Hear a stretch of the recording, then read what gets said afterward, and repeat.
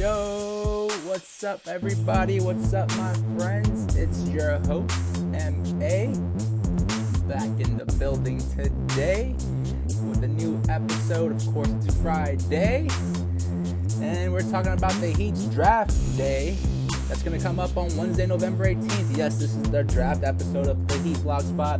Like I said, I'm MA, your host. Thank you for joining me, and here we go. All right. Yes, guys, I'm a little out of it's Friday, so I'm like giddy and then crazy, and I'm like, yeah. So, yeah. Well, guys, thank you for joining me. Like I said, today's Friday, October 30th. Tomorrow's Halloween. For all you ghouls and ghosts out there, please be safe on the holiday. It's one of my favorite holidays because I do like scary stuff on this month. For some reason, I just get in that spirit and I start watching like every horror movie. So if you have any good horror movie suggestions, please send it to me. I'm looking for some good ones. Of course, I've seen the classics, most of them. And I just recently saw Hereditary, which was good. So let me know anything you guys got. Again, guys, whatever you're listening on, especially on YouTube, please follow, like, subscribe. I appreciate it. I'm also on any podcast platform, Spotify, whatever. So please look me up, follow there if you can, share if you like, and leave a comment because I love having some questions and letting me know what's going on. Hit me up on social, Facebook or Twitter at HeatBlogspot. And, of course, you can email me, heatblogspot@gmail.com. All right. So, yes. What's up, everybody? It's the draft episode, and it shouldn't be too long. I don't think it's gonna be too long. I'm gonna, like I said last episode on Wednesday with my trade episode, I haven't done a lot of scouting myself the past college season, and it was shortened anyways due to COVID, and so a lot of it's just, what I'm reading in reports, and then I looked on some YouTube videos on some of these players and the eye test. So I'll let you guys know what I think. And yeah, we'll go into it. So before I want to say thank you though. I got a gift this past week from my friend that I used to work with. We both were working in the XFL before COVID happened. Yes, me and him were working in XFL, and we were in charge of ticket operations for some teams, which is pretty fun. And this guy is awesome. His name is Joel. He's a really good guy. He was a colleague, now he's a friend, and he knows I'm a huge Heat fan. He has actually a brother that works for the Heat, and he hooked me up with some cool stuff. And I want to share it with you guys because this is some cool old school Heat stuff. So if you're a true Heat fan, you will appreciate this stuff. And so let me first show you these old NBA card stock. So NBA hoops cards. And this is one of the original Miami Heat teams. Right here, you'll see Keith Askins, who used to coach for the Heat. You'll see, and I'm sorry you got a glare there because these are nice and glossy. These are still pristine glossy. Look, these are still clean, guys. You got Glenn Rice over here. You got Harold Miner, Baby Jordan. You got Kevin Edwards, Bimbo Coles, Willie Burton, Ronnie Cycli, Brian Shaw, who's coaching right now, the G League. Steve Smith, Smitty. Grant Long, some Heat, legends right here, guys. I'm on my hand in this card stock, and it's freaking awesome. And that's not all, guys, because I got even more cards. And I got Glenn Rice rookie card right now. Glenn Rice rookie card, Boomba, right there. Sherman Douglas rookie card, bam. Ronnie Cycli right there. Willie Burton's lottery pick rookie card. Ron Rothstein, our first coach ever in Miami Heat history, and he was an assistant coach for a little bit back in the day. Ron Rothstein right there. Look at that hair. Look at that dude. Look at that. This is awesome. Of course, Bernie. Look at Bernie back in the day when he hasn't even really changed that much. Bernie just, changed his clothes with the times. But boom. This is so sick. Awesome. Joel, this is awesome. And guys, I'm not even done yet because I still got another thing I want to show you that he sent me. Now, I don't know how many of you were around during the 1992 playoffs. I was only 4 years old at the time. But I got some awesome Miami Heat ticket stock from the 92 playoffs. Look at that. and this is round 2. So I don't. Did round 2 happen in '92?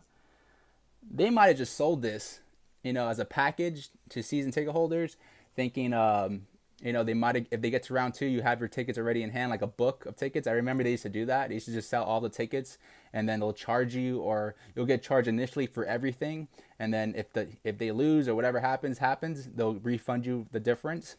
So, but look at that. It's even autographed right there. This is sick. Willie Burton and Brian Shaw and Allen, and it's sick right there. Look at that. And I got another one. I even got round 1 tickets, which are pretty similar, but they say round 1 now, games 1 through 4. Wait, yeah. Oh, actually, now I'm looking at it. Oh, these are just 2 of the same sets. I just realized they're 2 of the same set tickets, basically, round 1 and 2. And yeah, dang, this is so dope, though, guys. Like, this made my day. I couldn't believe it. I'm gonna have to laminate it, frame it. I gotta figure out a good way to put this in good, keep it pristine and nice. But guys, this is an amazing gift. And Joel, if you're listening, brother, I appreciate it. This is awesome. I can't wait to put it up. I'll try to fit it in the scheme back here. I gotta change some stuff around anyways. I gotta play with it a little bit more. But Joel, man, from the bottom of my heart, thank you so much. This is awesome and sick. So thank you. Woo. Yeah, guys, if you ever want to send me gifts, let me know. You don't have to, though. It's cool. And because of this, if you guys are interested, I have a lot of basketball memorabilia. Not Heat specific necessarily. I do have a lot of Heat memorabilia. I do have a lot of basketball, different teams, different players memorabilia. And if you guys are interested, you guys think you guys will like some of this stuff, I don't mind doing raffles or contests or whatever, as long as you guys help me, like, follow, like, subscribe, share. If you guys think that would be interesting, you guys would be interested in that, and you guys want to go into that running for that, let me know. Like, I'll do contests. That'll be fun. And I have some stuff that I wouldn't mind, letting go and making sure it goes to other basketball fans and other, Heat fans. It will be awesome. So if you guys are interested, please leave me a comment. Send me a note. It's all good. Thank you, guys.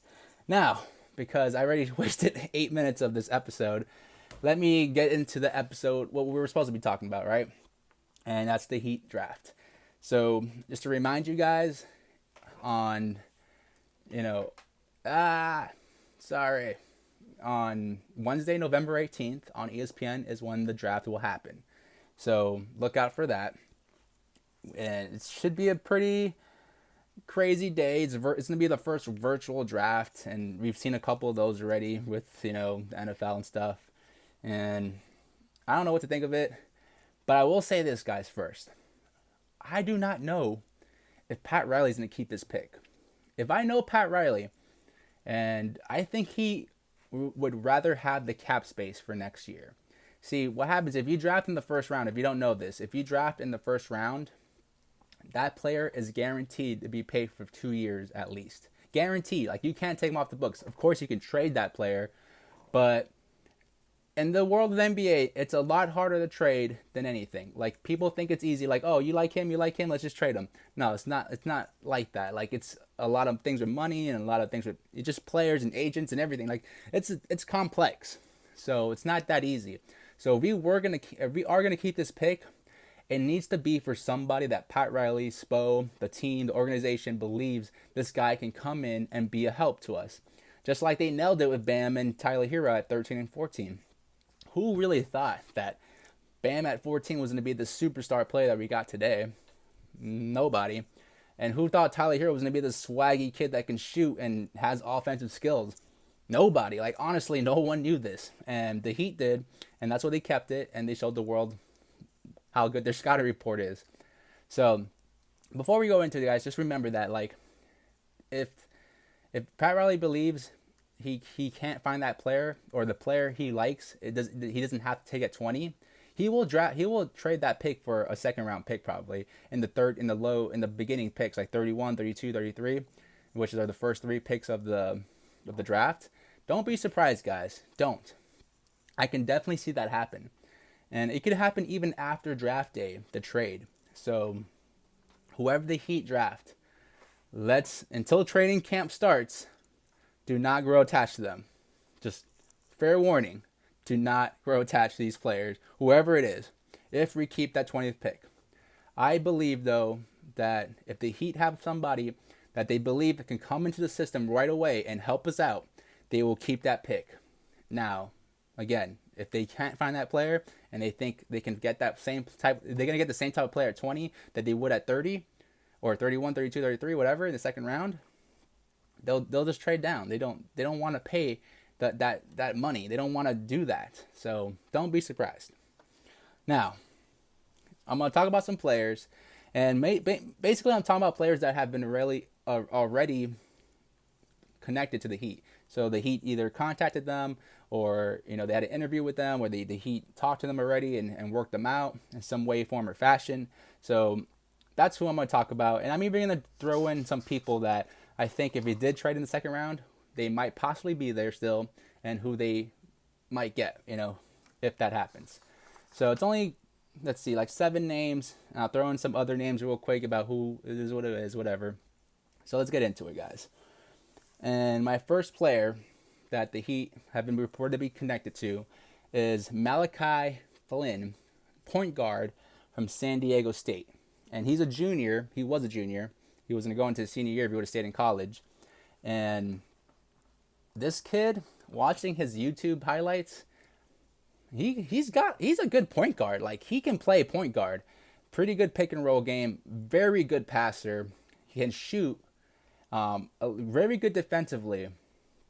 And I'm saying all these, this guy's a complete player. This guy's good. And really, he is known to be a complete player, a two-way player. Works hard on both ends. Let me tell you what he averaged last year. He averaged 17.6 points, 4.5 rebounds, 5.1 assists, 44% shooting from the field, and 37% shooting from three-point land.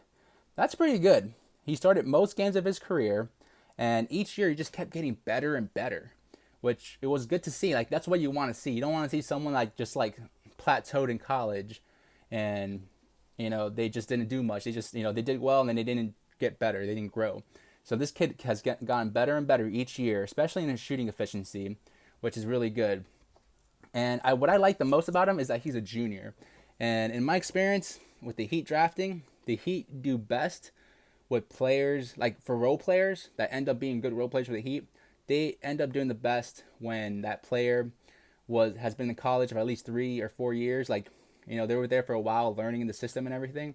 For some reason, because those players come in, knowing how to be a professional, or they're better at being professionals because they had to do that in college. They had to be disciplined. They had to be ready. They had rules. They had all those things, that they had to follow. And they end up being good basketball players for the NBA, and teams like those players because they're not a lot of baggage in them. They're not hard to talk to or anything like that. It becomes easier. The process becomes easier with these players. So I like that. Now, of course, there are some, he's a good finisher and mid-range shooter, and it's all that. But his size, he's 6'1", 183 pounds with a 6'3" wingspan. That's not very, very big at all. And my thing is I feel like he could get bullied a little bit until he gets a little beefier. But, he's going to be a rookie in the NBA. It's expected. I'm not too surprised. But the Heat are looking for somebody that can come in to the system and probably catch up pretty fast and be an important role player. I like this guy. I think he can do that. I don't know if he can do that for sure, but I have a good gut feeling that Malachi Flynn from San Diego State could be a really good player for the Heat at number 20. Cool. So that's number 1, Malachi Flynn. Look him up. I think he's actually so exciting to watch. So look up some of his highlights. He looks like he could fit in the system. So look it up.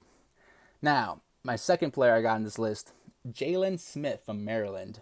This is a big boy. Power forward center, sophomore, 6'10", 225 pounds, 7'1" wingspan.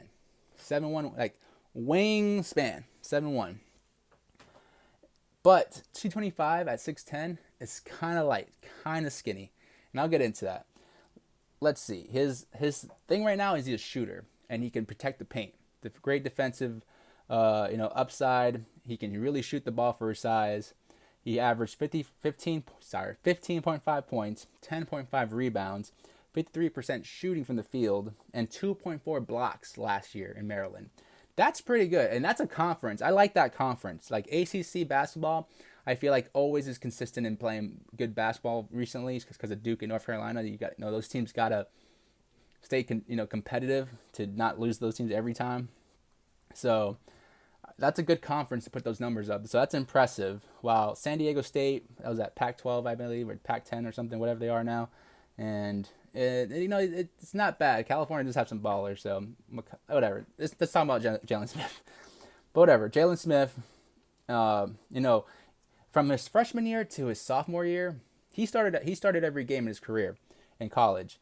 He actually like nearly doubled his production from freshman to sophomore year, which is pretty good. I mean, it's like he got smarter. Like he's a student of the game, and he can develop a better IQ, and he's still learning the game. And I feel like this kid will be really good in the NBA as soon as the game slows down for him. I think he's going to be a really good player. My concerns are like he's still a little bit raw, especially on defense. There's watching the highlights, he could be a little, like he's not very athletic, so he doesn't really have an explosive jump or anything like that, or like a second jump.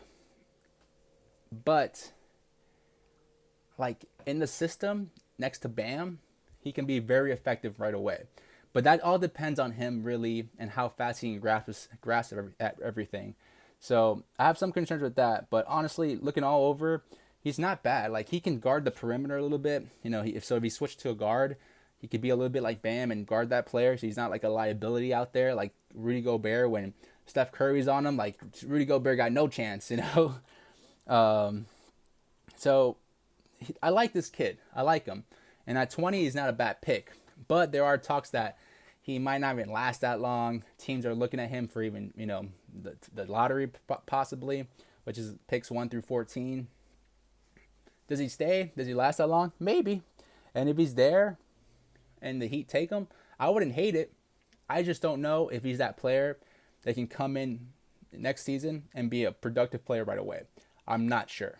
But I know he can be a player that's going to grow into a really good player. So it's a catch-22. He's going to be a good player, but it might take time compared to some other players. So there's one thing. So whatever. Now this kid has been making some noise recently in the draft media and stuff. The next kid I'm talking about, and his name is Kira Lewis Jr. He's from Alabama. I'm hoping I'm pronouncing that right. Maybe Kyra, but I think it's Kira. Kira Lewis Jr. from Alabama, point guard, sophomore as well. 6'3", 165 pounds, which is really light, and 6'6" wingspan, which is nice. A good wingspan for a guard, but light. Now, defensively, a lot of people like this guy. And when I watched, he's not bad defensively. Very good instincts. And I like it. Like, very consistent on defense. Defense, very consistent as well. Now, his offensive work, I would say, needs a little bit of work because he's not very explosive. He's not like Russell Westbrook that's gonna like one step and burst out in the air. Like he's not really gonna do that. But he's got a nice touch around the rim, I think. It's not bad, though he does like to shy away from contact. So that's something he has to learn how to do, and that's something I struggle with in my game as well. Like ever since I got hurt in high school when I messed up my ankle, and that's like my big injury. Like I've always been since then like I don't like to do contact because I think the back of my head mentally I'm gonna get hurt. So like that's something that maybe he went through. I think a lot of times players that do that's because they got hurt a long time ago or at some point in their playing career, and they think about that moment back in the back of their head, not even consciously, just back there. So like your body automatically like protects itself. So is that something he can outlearn? Maybe. You never know. That's one concern though. But honestly, for a point guard, he looks like he'd be a really good player. I don't know if he's gonna be a superstar or anything, but I can see him be a good starter on a team for in the NBA for a long time, or see him be a great backup, backup point guard, backup guard initially, because 6'3" is pretty big for the NBA now, and he could play probably both guard positions.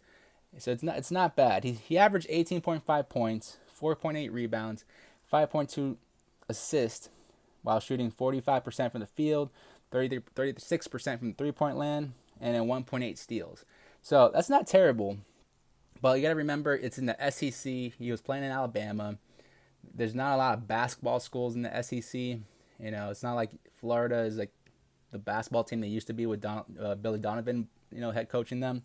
So that concerns me. So I don't know. I'm sure I feel like though some team is gonna take him before 20. So I don't think he's gonna be there very much. But if he was there, he could possibly help the Heat, because if we get him, he won't be asked to like score. He'll be asked to defend, and that will be his main thing for us to defend. And when you're open, shoot the ball. That's it. So, and I think he can do that. So it wouldn't be a bad pick. Now, another big man that we're looking at is from Arizona. His name is Zeke Nanji. It's two N's, so its last name is spelled Naji. So Nanji. Yeah, I don't know. Zeke, he's a freshman, power forward center, 6'11", 240. So that's pretty good size. 7'1" wingspan. But you shouldn't. So this guy is not like a 3-point shooter. He can't shoot threes for nothing. Like the highlights I watched, he didn't shoot 1 3. He did shoot a couple mid-range shots, which showed promise. Like he can probably develop a pretty good mid-range shot, but he's not there consistently yet. But around the rim, this kid, post play, hands, touch, woo! He has things you can't really teach. Like it's just mental, and like how good and how you feel the ball, and how you like the game and how you feel the game. So he has a great feel and touch for the game around the post. Like definitely offensively with him scoring wise, not bad. Now, because of that, in the NBA, like I did say, he doesn't have a bad size, but in the NBA, that size probably won't cut it, and he'll probably get bullied around for a while until he gets a little bit thicker and gains a little bit more muscle mass around the arms and stuff and upper body. But again, the skills that you really can't teach, the soft touch, the footwork, the fakes, the nice rolls, the nice fade away from the post, he's got all that game locked. So that's not bad. It's something you can work with. He averaged 16.1 points, 8.6 rebounds, 57% shooting. Not bad. And great offensive rebounder, by the way. Great offensive rebounder. So he was the Pac-12 Freshman of the Year. So people are watching. He's just a good player. I think he still needs work. He's a high-energy player.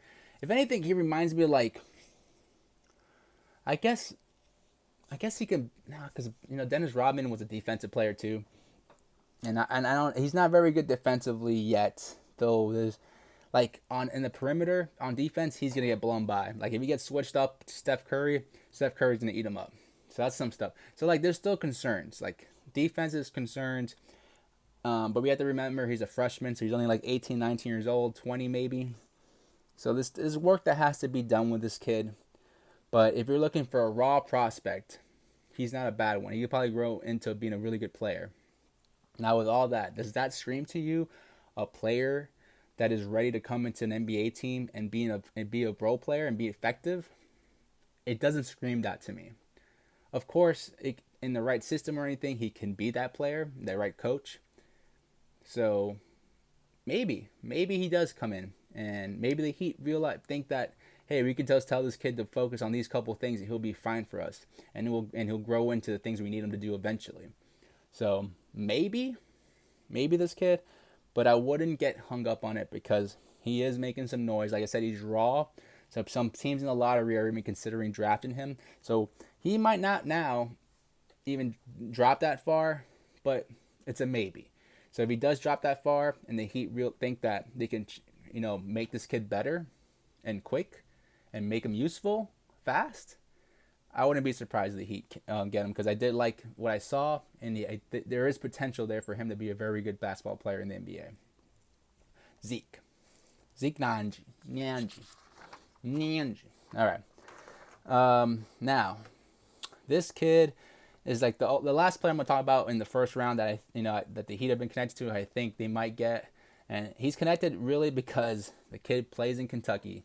So he played in Kentucky last year and this year, so that means he was a Tyler Hero teammate in Tyler Hero's freshman year, and that player is Tyrese Maxiell, 6'1", 187 pounds, 6'6" wingspan. Like I said, out of Kentucky. Now, the stats aren't gonna jump out at you and go, ooh, that's a good player. 13.9 points, 29% from three-point land, 57% from field goals, 2.9 assists, and 4.2 rebounds. Now, who was another player that the stats weren't that good, but he ended up from Kentucky? Who was that? Oh, yeah, it was Tyler Hero, guys.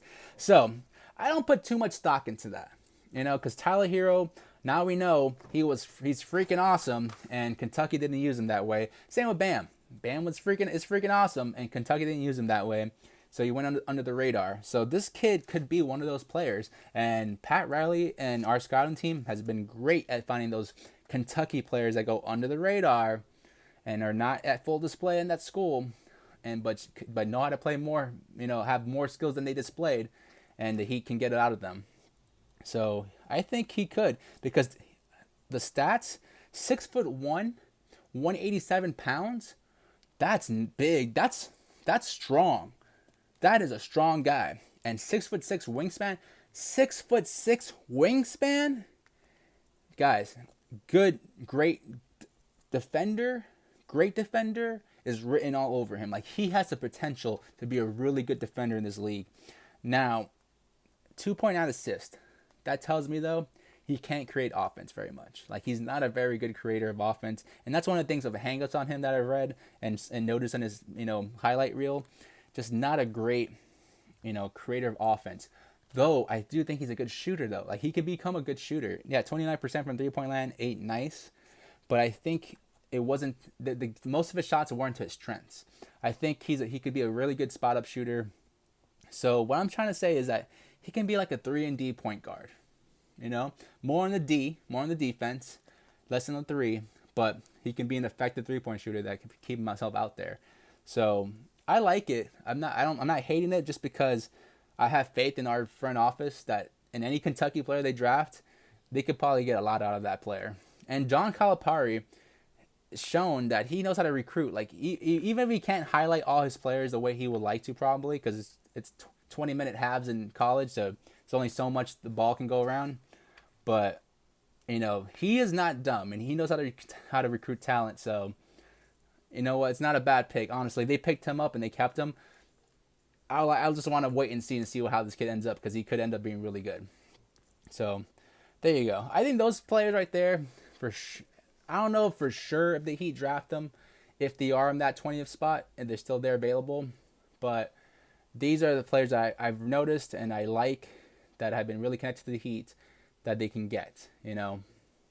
Now some other players real quick in that 20th pick slot that the Heat can get that they've kind of been connected to is, and I'll go with this really fast. So you might not even see pictures on the board, but I'm gonna go through it really fast.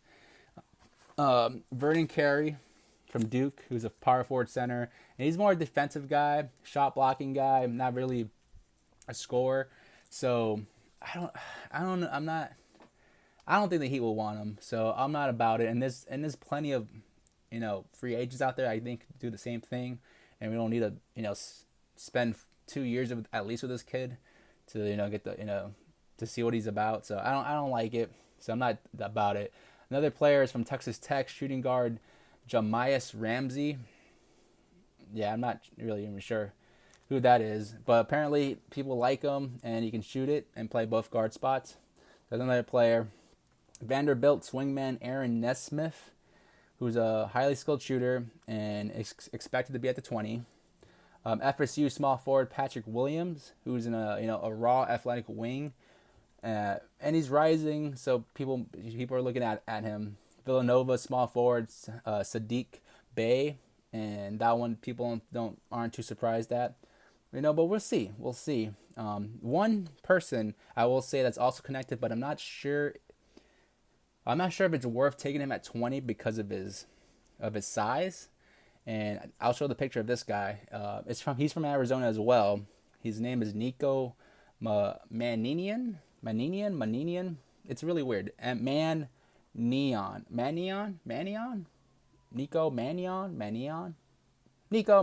Whatever.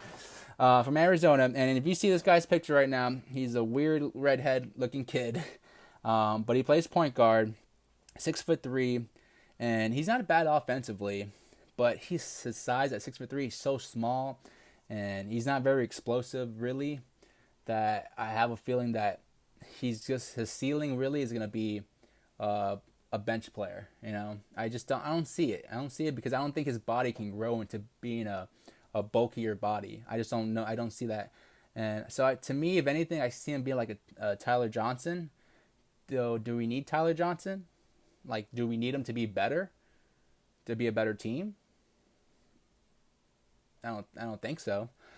So I don't think that would be a guy we take at 20. But I like his game, and I now it's leading me into my second round players that I think. So there's two players in the second round. We trade down to second round who I think the Heat will draft if they're for sure, like no questions and ifs or buts. I think Nico will be one of them. And then, so here we go. Another player will be Jalen McDaniels from Washington. So he's 6'10", 200 pounds, 6'11" wingspan. So 200 pounds for 6'10", that's a stick walking around. That's a skinny kid walking around. And 6'11", not a very long wingspan at all then. But the guy can shoot and handle the ball. And he has potential to be better. So this is a kid, though, you have to let grow and everything like that. And that's why I don't see it being a bad thing if the Heat take this guy in the second round. And I think a lot of teams are letting this guy drop because he came into college as a top recruit and people thought he was going to be really good. He ends up at Washington and doesn't have the greatest season. He averaged 13 points, 5.8 rebounds, 2.1 assists, shooting 40% from the field and 33% from the three-point line. Those numbers aren't like, pow, yeah, those are good numbers. Like, that's in Washington, too. Like, he's not playing against, top quality college players every night. So that concerns me. That does concern me, though, since he's so young and so raw still, there's a potential there to be better. So if we took a chance on him, I wouldn't hate it. And that's what I'm trying to say. I just wouldn't hate taking a chance on this kid. On the second round. Not the 20th pick. At 20th pick, I would not take a chance. But in the second round, drafting him, why not? Let's see what happens. Now, the last player I want to talk about, who I will take in the second round, no questions asked, answer if or buts if he takes, and I'll be happy that he take him. That would be Josh Green from Arizona as well. Arizona's being highlighted here for some reason. He's 6'6", 201 pounds. Would like him to be a little bigger, but 6'10" wingspan. So 3 and D written all over this kid. 3 and D. Josh Green, 11.9 points, 4.6 rebounds, 2.6 assists, 1.6 steals, shooting 51% from the field, 32% from three-point land. 3 and D, guys. And that's what I'm saying. Like, that's a kid that I think can come into the system and be a good player quickly. A could be an effective player quickly. Because you're not going to ask him to go in there and score 20 points. No. Go in there, play some good defense, stay in the system, and if you're open, shoot it. And let's let it fly. That's not a bad role for a second round player. So I like Josh Green. I don't think it's a bad move. Of course, there's limitations, as in any player has. But I think the upside at the second round pick, as a second round pick, the upside overlooks over all that stuff. So I wouldn't be concerned too much. So take a look, Josh Green, guys. Let me know. That's all the players, guys. That's all the players I want to talk to today. But let me know what you guys think. Let me know what players you guys have on the radar. Maybe there's some players I don't even know about that you guys think will be great for the Heat at this spot.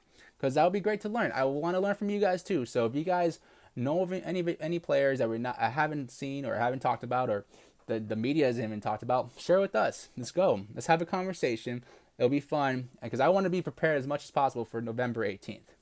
Because November 18th, could be a very exciting day because that's when NBA teams can trade still. They just start trading, so we can see some movement from other players. Could be a little bit exciting, and that's why I like draft day. So I do enjoy draft day, so I can't wait for draft day to happen. But yeah. So guys, let me know who you guys like the most out of all these picks. I appreciate it. Again, guys, don't forget, if you guys want me to do a raffle with some of my memorabilia, if you guys think you guys will enjoy that and appreciate that, let me know and I will, do that. No problem. Ends, ifs, or buts. And I will say though, I have to give credit to my girlfriend for giving me the idea because she planted it in my head. I didn't even think of that. So that's a great idea from her. Thank you. And yeah. So guys, I think that's when I'm going to end this episode. Like I said, I don't want these Friday episodes to be too long. We all have the weekend to look forward to. I want you guys to be a little bit more informed than you were. Hopefully I informed you guys a little bit better. And then, I'll see you guys next Wednesday on my next episode. And I'm not sure yet on what that episode's going to be about yet. I have some ideas in my head. It's percolating. I'm kind of hoping some things happen between now and Wednesday that it lead me into a specific episode. So, but be on the lookout because no matter what, we're talking about the Miami Heat all day, right? All right, guys, ladies and gentlemen, thank you so much for listening. Thank you so much for watching. I really do appreciate it. Heat fans out there, nothing but love, nothing but love. This is MA and Heat Blogspot signing off for the weekend. Peace, love.